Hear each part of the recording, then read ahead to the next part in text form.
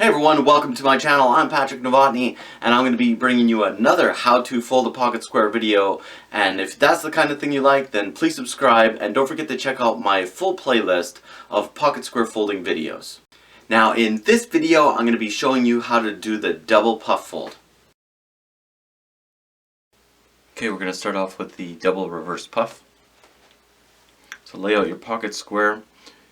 You kind of want to feed the middle through your finger like an OK symbol through that. You don't want to have like a pointy finish. You want to kind of round it out.